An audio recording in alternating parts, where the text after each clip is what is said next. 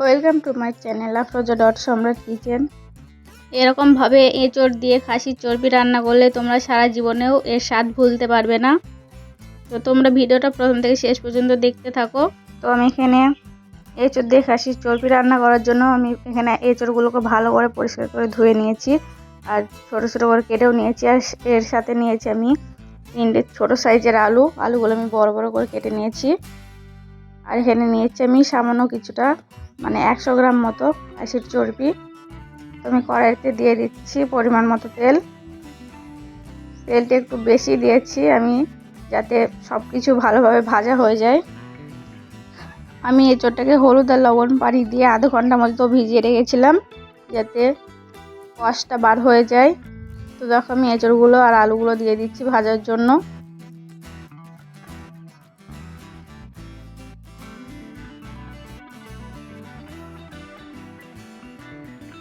তো দেখো এঁচড়গুলো আমার সব দেওয়া হয়ে গেছে। এঁচড় আর আলুটাকে তেলের সঙ্গে ভালো করে নেড়ে চেড়ে মিশিয়ে নেব একবার।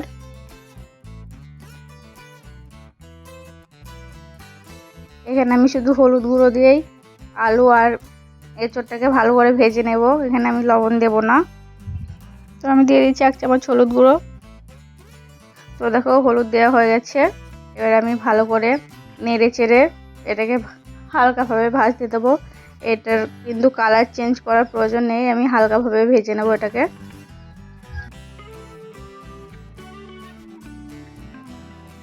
তো দেখো আমাদের এঁচড় আর আলুটা হালকাভাবে ভাজা হয়ে গেছে আর আমি তুলে নিচ্ছি।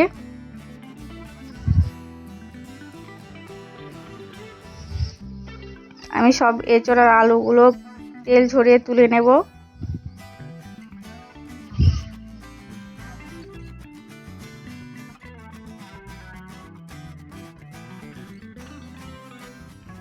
তো দেখো আমি তেল ঝরিয়ে তুলে নিয়েছি আর এই তেলে দিয়ে দিচ্ছি আমি একটা তেজপাতা, একটা দারচিনি, আর দিচ্ছি 2টো শুকনো লঙ্কা, 4টে এলাচ,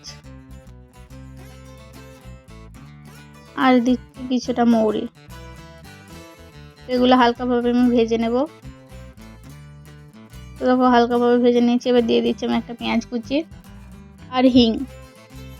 সব কিছুকে ভালো করে নেড়ে চেড়ে মিশিয়ে আমি হালকা করে ভেজে নেব। মিক্সারে আমি দিয়েছি একটা পেঁয়াজ, একটা টমেটো, আর 4 থেকে 8 কোয়া রসুন, 1 কুচি আদা। সব কিছু আমি ভালো করে মিক্সার করে নিয়েছি। তো পেঁয়াজটাকে হালকাভাবে ভাজা হয়ে গেছে। এবার আমি পেস্টটা দিয়ে দিচ্ছি আর পেস্টটাকে ভালো করে দিয়ে নেড়ে চেড়ে এটাকে আমি কষিয়ে নেব যাতে সব কিছু কাঁচা গন্ধটা চলে যায়। তোমরা তো অনেক রকমভাবেই এঁচড় রান্না করে খেয়েছো, কিন্তু এরকমভাবে একবার রান্না করে খেয়ে দেখো। তো দেখো মশলাটা আমি কষিয়ে নিয়েছি। এবার আমি এখানে গুঁড়ো মশলা দিয়ে দেব। তো আমি দিচ্ছি 1 চামচ হলুদ গুঁড়ো, 1 চামচ জিরে গুঁড়ো, আর দিচ্ছি আমি 4 ভাগের 1 ভাগ কালা মশলা, আর দিচ্ছি আমি 1 চামচ কান্দা মশলা, আর 1 চামচ লঙ্কা গুঁড়ো, আর দিচ্ছি আমি কিচেন কিং মশলা। এই কিচেন কিং মশলাটা কিন্তু যে কোনো ভেজ রেসিপিতে দিলে কিন্তু তার টেস্টটা দ্বিগুণ বেড়ে যায়। সব কিছুকে আমি ভালো করে মিক্স করে নিচ্ছি। এখানে আমি 1 চামচ মতো চিকেন মশলাও দিয়েছিলাম। তো এবার আমি দিয়ে দিচ্ছি খাসির চর্বি, আর দিচ্ছি আমি 2 চামচ লবণ। তো আমি সব কিছু একবার ভালো করে মিশিয়ে কষিয়ে নেব চর্বিটাকে।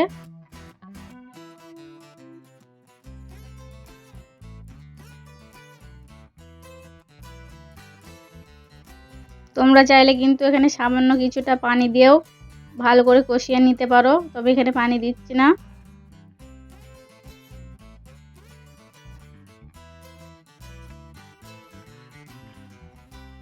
তো দেখো কষানো হয়ে গেছে, চর্বি থেকে তেলও ছাড়তে শুরু করেছে। এবার আমি ভেজে রাখা এঁচড় আর আলুটাকে দিয়ে দিচ্ছি। এবার আমি সব কিছুকে ভালো করে মিশিয়ে নেব আর আমি এটাকে আরও কিছুক্ষণ কষিয়ে নেব।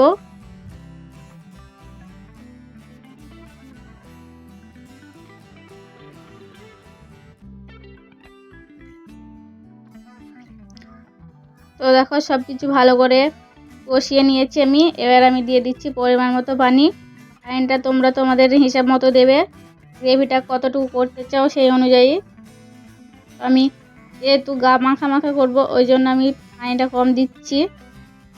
পানি দিয়ে সব কিছুকে ভালো করে একবার মিশিয়ে নেব। আর আমি এটাকে ঢাকনা দিয়ে 10 থেকে 15 মিনিট মতো জাল করে নেব।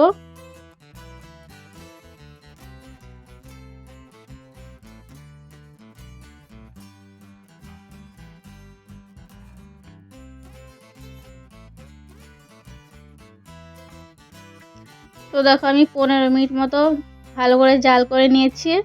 এবার ঢাকনা খুলে আমি দেখে নিচ্ছি কতটুকু সিদ্ধ হয়েছে বা কতটুকু কি হয়েছে।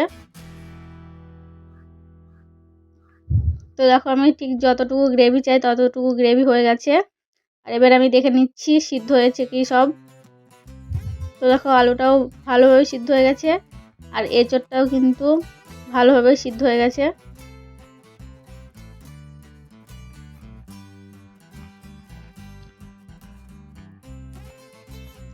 তো এবার আমি ওপর দিয়ে দেব গরম মশলা 1 চামচ,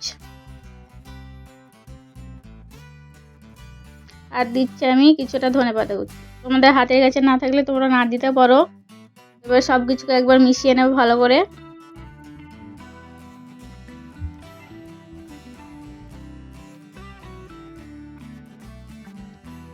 তো দেখো মেশানো হয়ে গেছে। এবার আমি গ্যাসটাকে অফ করে দেব আর ঢেলে নেব।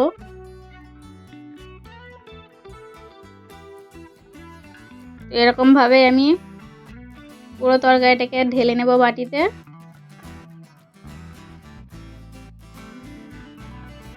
তো দেখো আমাদের খাসির চর্বি দিয়ে এঁচোড় রান্না একদম রেডি। তোমরা কিন্তু এরকম ভাবে একবার হলেও বাড়িতে ট্রাই করো। তোমরা এরকম ভাবে একবার রান্না করে দেখো, এঁচোড় সারা জীবন ভুলতে পারবে না।